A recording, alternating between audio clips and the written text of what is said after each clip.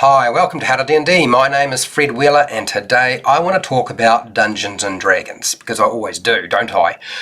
The topic for today is the best bard cantrips in Dungeons & Dragons 5e. And yes, I'm going to say it, this is just my opinion. It's not gospel. As I have said many times before, none of my stuff is gospel, it's just an opinion.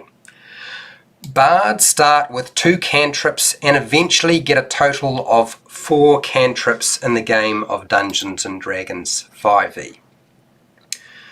So with a bard, I would recommend only using one method for selecting cantrips.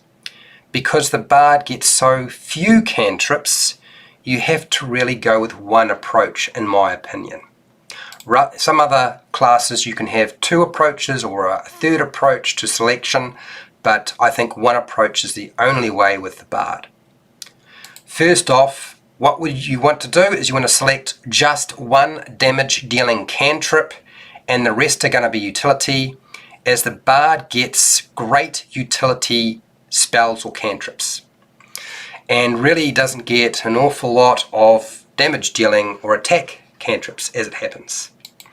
In fact, bards probably get the crappiest attack and damage dealing cantrips in the entire game of Dungeons & Dragons 5e, which frankly, I'm not a fan of bards, but this does annoy me quite a lot.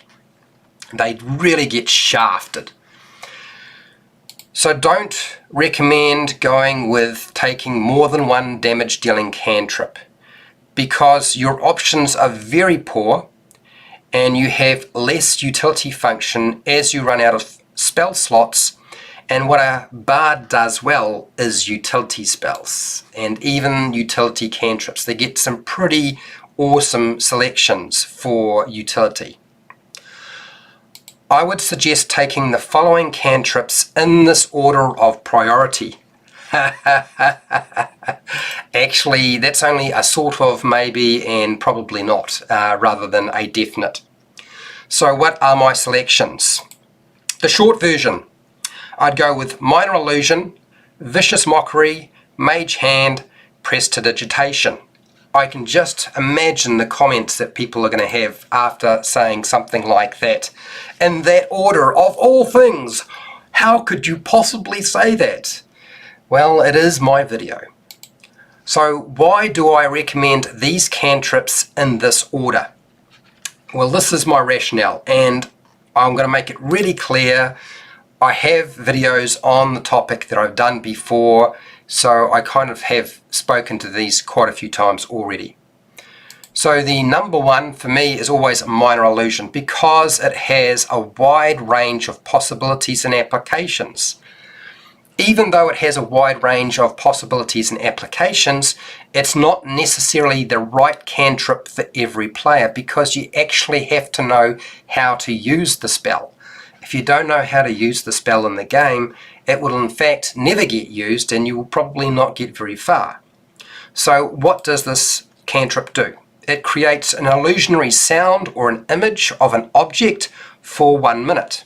Now that doesn't sound like much, but if you use your imagination, you can do quite a bit with it. My next choice, because we have to do some damage at some point, and that is Vicious Mockery. Why am I selecting Vicious Mockery as my second cantrip? Because you need some sort of attack cantrip, even if all of your attacking cantrip choices are absolute crap.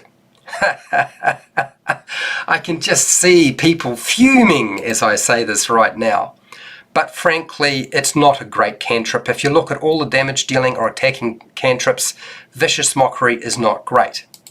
So you get to insult a creature for a d4 dice worth of psychic damage and impose disadvantage on the next attack they make.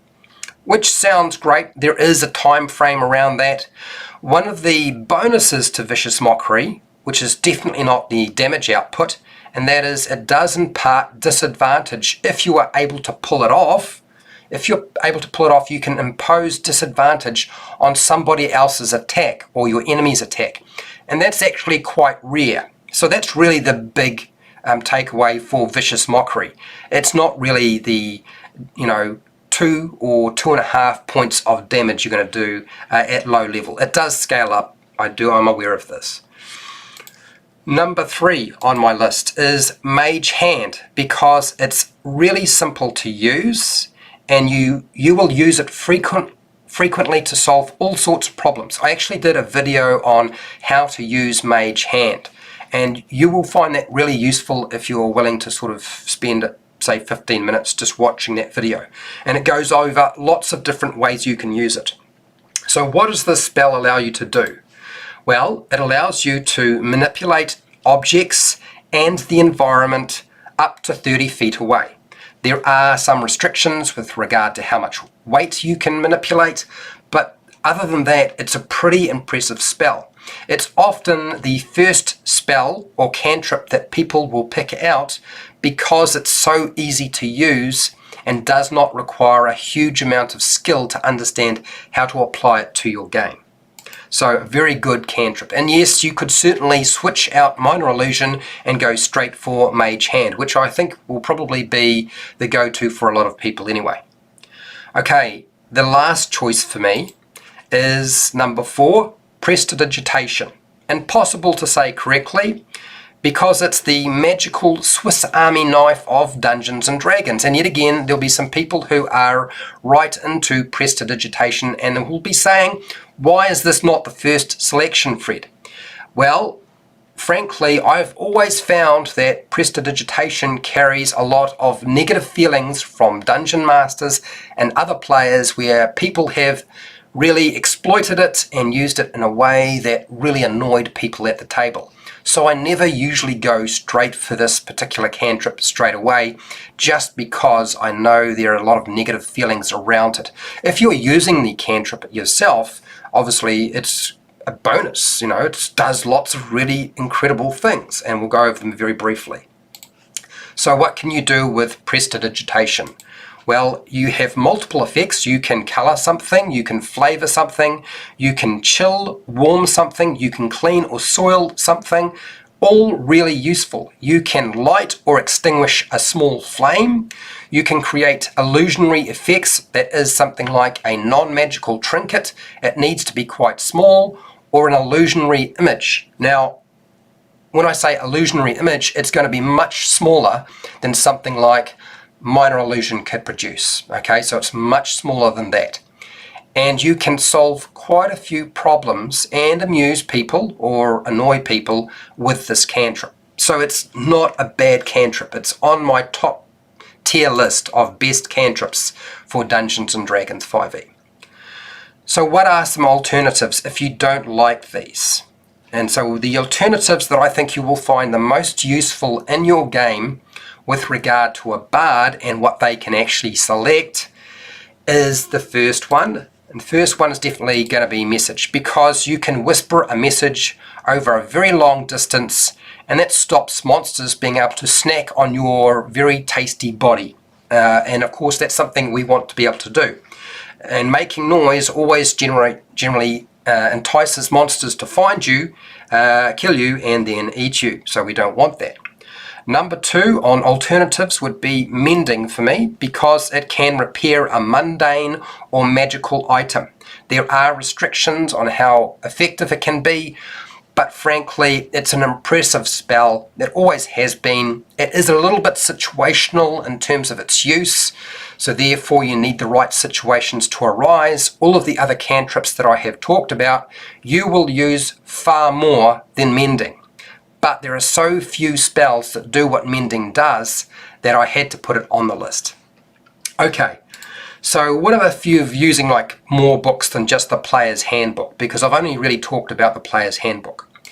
If you can use spells from Xanathar's Guide to Everything, and I want you to consider these. That's provided your dungeon master or the rules that you're playing with at the table allow you to use that book and these options. So here is my suggestion to you if you're using Xanathar's Guide to Everything. I would go with number 1, Thunderclap. That's right, Thunderclap, because there's no other damage dealing cantrips to select as a bard. God, I just want to cry. I want to cry for you poor bard players who have to put up with this nonsense. Oh dear. Okay, alright. So this thunderclap is a smart choice if you plan to stand in the front line of a fight or a battle and be surrounded by enemies and foes frequently. Jesus, this is terrible. No, it's not a great choice. It's really a shite choice, okay? It should be called thundercrap, not thunderclap. If you can use this particular cantrip effectively without going down, you're doing very well, because the whole concept behind its use is that you have them right up in your face. And if you're a bard and you've always got them up in your face, either you've built your bard to stand in the front line and actually fight it out up close. That's the only time it would make a lot of sense. And you've got to ensure that none of your allies stand close to you so they're not affected by the sodding thing. So actually, I would say, I would definitely say the Bard Cantrips in Xanathar's Guide to Everything are pretty crappy. You will find better cantrips sitting in the player's handbook than you will find in Xanathar's Guide to Everything, which is not normally what I would say with regard to Xanathar's Guide to Everything, but with the Bard, as I said, you get shafted when it comes to damage dealing in the player's handbook, and you get shafted again when they put out another book. Oh my gosh.